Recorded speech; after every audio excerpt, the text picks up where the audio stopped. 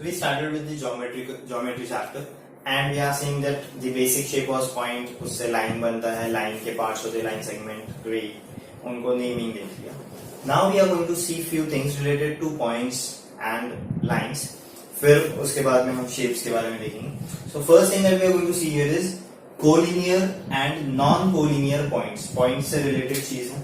जैसे यहाँ पे आप देख रहे हैं linear बात आ रही है. Linear is related to line. So collinear means अगर हम बात कर रहे हैं पॉइंट्स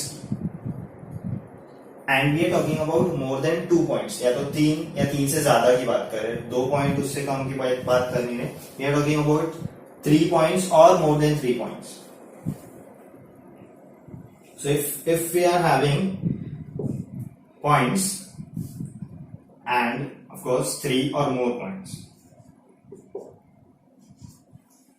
3 पॉइंट्स लिए गए हमें and these 3 points are coming on the same line, एक straight line पर ही अगर आ रहे हैं तो ये तीनों points बोले जाएंगे collinear points. These points will be called collinear, एक line पर अगर आ रहे हैं. और अगर हमने points दूसरे कुछ देख रहे हैं P, Q, Y, ये 3 points देख रहे हैं, ये तीनों की points एक line पे आ ही नहीं सकते. इट कैन बी कि ये दो आ जाएंगे एक लाइन पे, या ये दो आ जाएंगे एक लाइन पे, या ये दो आ जाएंगे एक लाइन पे, बट तीनों पॉइंट्स एक लाइन पे आ ही नहीं सकते. So therefore these 3 points are non collinear. तो हमने यहां देखा कि point A, X and Z are collinear, whereas point P, Q and Y are non-collinear. Simple चीज है, लाइन में अगर आ रहे हैं तो कोलिनियर, नहीं आ रहे 3 पॉइंट के 3 से ज्यादा, यहाँ पे एक और पॉइंट ले लिए, ये भी लाइन पे ही आ रहा है, सो ये चारों पॉइंट कोलिनियर हो गए. सो 3 या 3 से ज्यादा की बात कर रहे हैं. सो अगर तीनों नहीं आ रहे सो दे आर नॉन कोलिनियर. ये आगे कहीं ना कहीं कॉन्सेप्ट जो आएंगे उसमें यूज करने वाले हैं. सो जस्ट फॉर कॉन्सेप्ट यहाँ पे ये चीज है that we are talking about these points collinear और नॉन कोलिनियर. नेक्स्ट हम देख रहे हैं पेयर्स ऑफ लाइंस. कुछ लाइंस एक साथ में जब आते हैं उनका कुछ रिलेशन होता है, वो रिलेशन क्या होता है वो हम देख रहे हैं. So first that we are seeing here is intersecting lines. मतलब क्या है, जब two lines passing through a common point से अगर 2 लाइंस पास हो रही, these lines are called intersecting line. अब क्या होता है इसका मतलब, अभी यहां पे अगर मैंने ये लाइन ड्रॉ की, एक लाइन हो गई इससे लाइन L, और यहां पर एक लाइन ड्रॉ की लाइन M.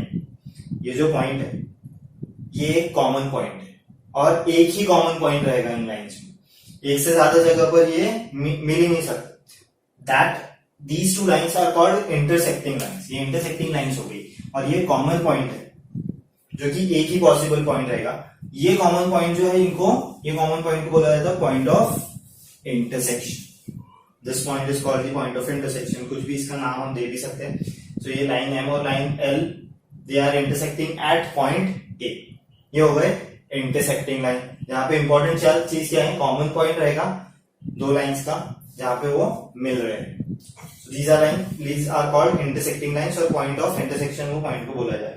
Next है similar to this, but यहाँ पर जो थे 2 लाइंस की, 2 ही लाइंस की बात कर रहे हैं. यहाँ पर 3 और मोर की बात कर रहे हैं, 3 या 3 से ज्यादा. 2 की अगर बात है तो they are just called intersecting line. 3 or more lines passing through a common point, same चीज, कॉमन पॉइंट है इनके बीच में, are called concurrent lines. यहाँ पे ये लाइंस को कॉन्करेंट बोल रहे हैं. सो यहाँ पे अगर लाइन है एक ये से line A, line B and line C. So ये 3 लाइंस हो गई. तीनों भी लाइंस एक पॉइंट यहां से जा रहे हैं, पॉइंट एक्स, कॉमन पॉइंट है तीनों का एक्स. सो ये तीनों लाइंस हो गई कॉन्करेंट लाइंस, और जो पॉइंट कॉमन पॉइंट है that point is called point of concurrence. ये कॉन्करेंस का पॉइंट बोला जा रहा है. सो यहाँ पे ये इंटरसेक्टिंग लाइंस हो गई, पॉइंट हो गया पॉइंट ऑफ इंटरसेक्शन. यहाँ पे ये कॉन्करेंट लाइंस हो गई, पॉइंट हो गया पॉइंट ऑफ कॉन्करेंस. अब यहाँ पे अगर मैं इस तरह से दो लाइंस जॉइन बनाऊं, दे आर नॉट इंटरसेक्टिंग, तो ये लाइंस इंटरसेक्टिंग नहीं है क्योंकि इनके अंदर कोई भी कॉमन पॉइंट नहीं है। और यहाँ पे अगर सेम मैं ऐसे कर दूं,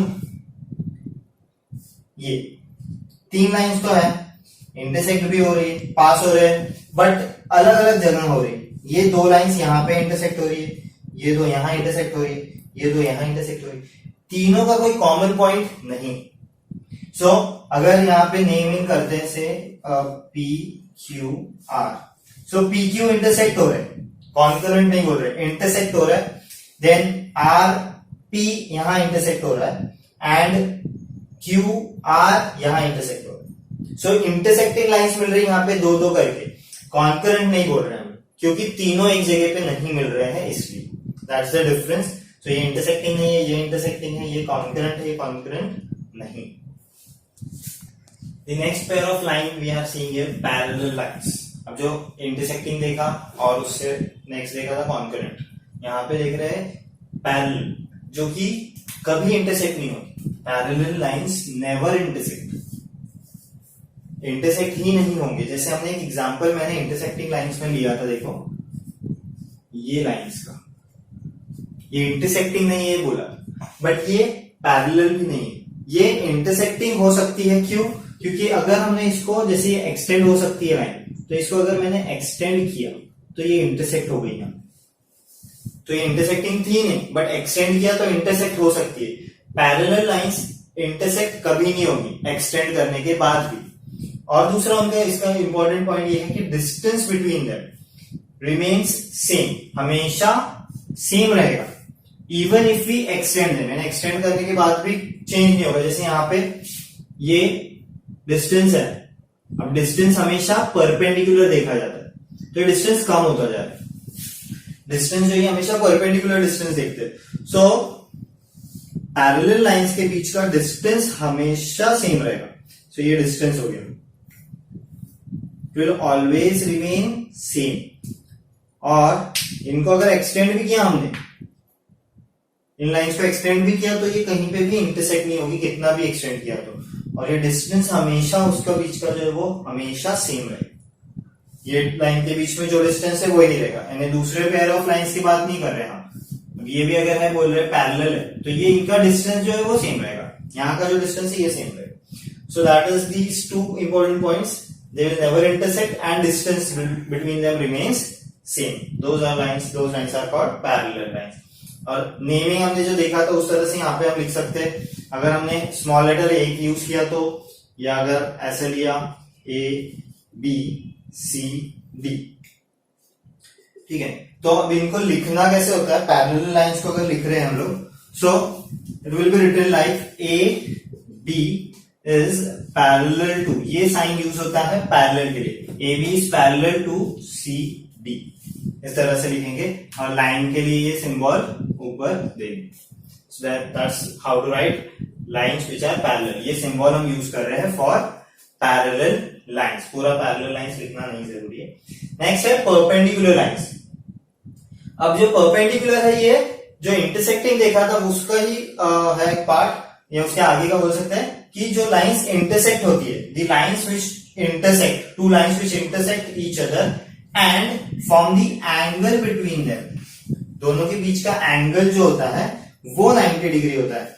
तो जैसे अगर ये दो लाइन देख रहे हैं हम लोग, तो ये 90 डिग्री एंगल रहेगा, 90 डिग्री होना जरूरी है।